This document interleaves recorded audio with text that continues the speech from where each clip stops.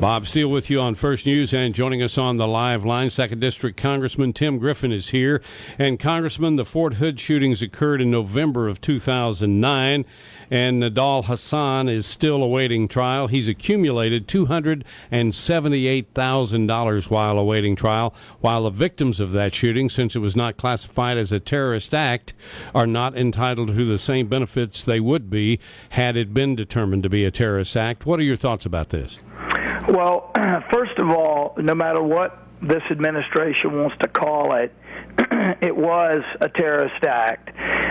They have described it in various ways as workplace violence and in other ways, and I have supported repeatedly declaring this a terrorist act and awarding Purple Heart to those killed or wounded.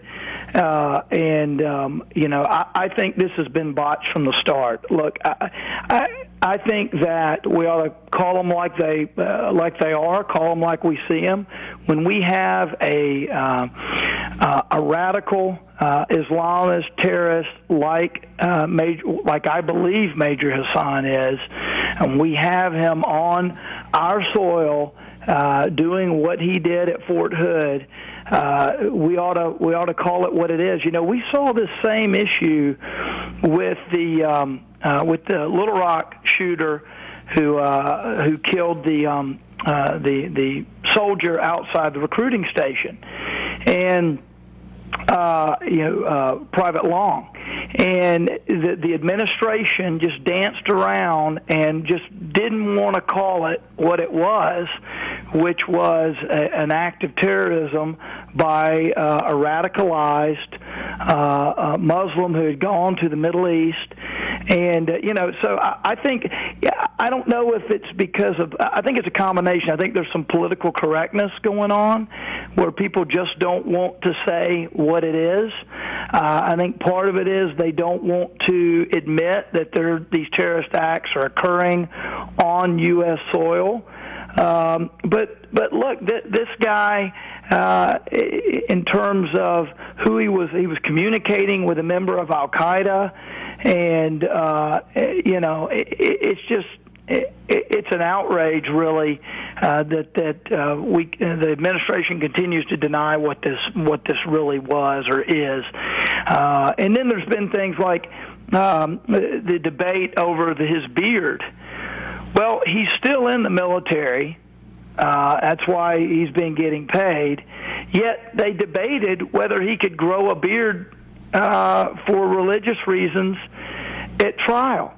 Well, when you join the military, you give up certain rights in terms of your facial hair and what have you.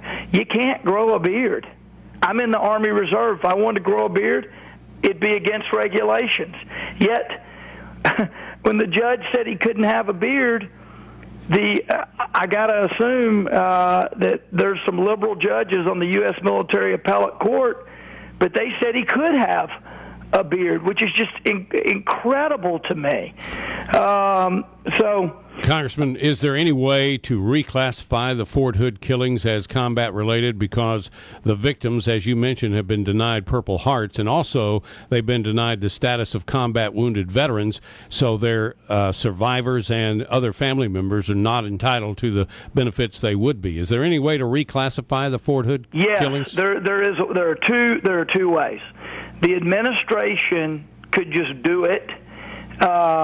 And in terms of, and they're not going to, in terms of what I, as a member of Congress, can and have done, I have written letters.